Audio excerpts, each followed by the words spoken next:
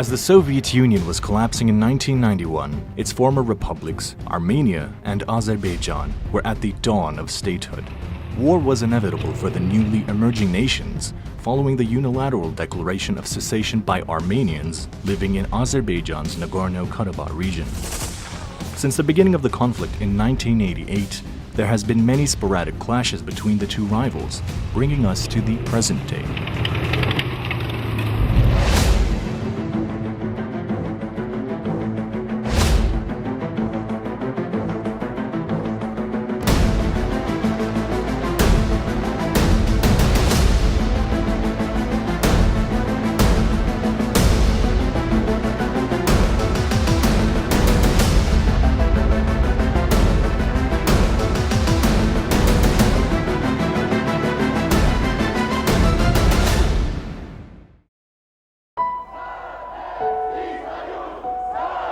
In around 1988, there was a movement of ethnic Armenians in Nagorno-Karabakh region that began.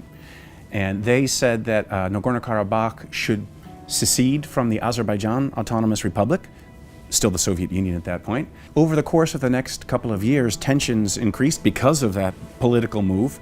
The clashes escalated over the course of a couple of years until there was a full-scale war.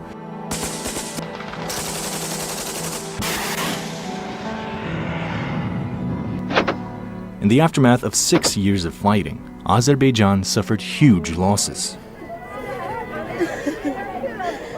Le Haut-Karabakh est un territoire occupé par les forces arméniennes, du point de vue du droit international. Et c'est non seulement le Haut-Karabakh, mais c'est 20% du territoire azerbaïdjanais qui est occupé par les forces arméniennes. Il ne faut jamais l'oublier. De ce point de vue-là, la légalité internationale est plutôt du côté de l'Azerbaïdjan. The civilian massacre in Hocalı became a symbol of the Karabakh conflict. It's pretty clear Hocalı was a massacre. There were 161 Azerbaijanis, many women, many children, clearly not fighters, who were murdered. Those are simply facts. J'insiste aussi sur le fait qu'il y a eu 1 million de déplacés en Azerbaïdjan. 1 million. Donc c'est très important sur une population d'environ 10 millions. 700,000 to 1 million internally displaced Azerbaijanis. They lived in terrible conditions for years and yet for decades. And then a big loss of economic space for Azerbaijan. I mean, the 20% of its territory is gone. And these are fertile lands. So the economic costs are huge, but the human costs are really impossible to measure.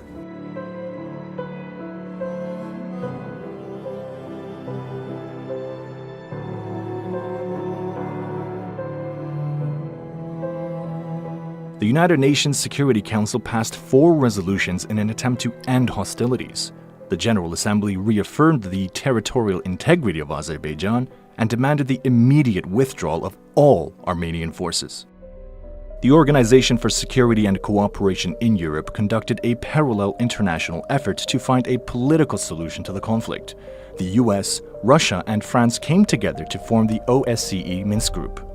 The Minsk Group was definitely necessary. I mean, in 1992, when it was formed, the Nagorno-Karabakh War was at its height. And the membership is broader than the co-chairs, but the co-chairing countries are the United States, Russia, and France.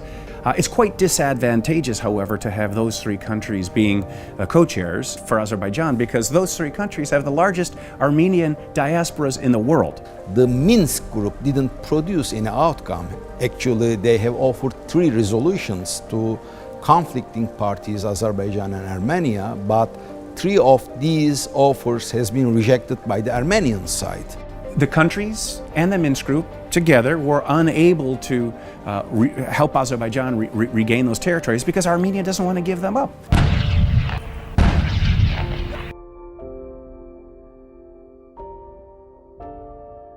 Now, 3 decades after the start of the Karabakh conflict, we are no closer to a political solution as Armenian aggression has rekindled tensions.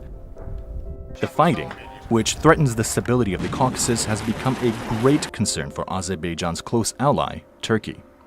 Ankara has pledged its support for Baku to help protect its territorial integrity. Et donc je pense que ni la Turquie, pour revenir à votre question, ni l'Azerbaïdjan sont en dehors du droit international. Alors, Avant, il y a 3 jours, qui a lancé en premier l'offensive? L'Azerbaïdjan ou les Arméniens? Certainly, it's totally legal for Turkey to decide it wants to support Azerbaijan.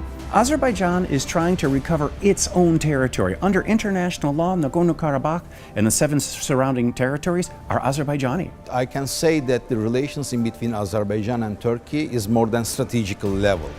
It means they define themselves one nation, two countries. For this reason, it is far beyond the strategical relations in between two countries. Bizi ilk destekleyen ve bir mənalı şəkildə dəstəkləyən ölkə Türkiyə olmuşdur. Əziz qardaşım, hörmətli Cumhurbaşqanı Rəcəb Tayyip Erdoğan bir neçə dəfə çox kəskin və ciddi açıqlamalar vermişdir.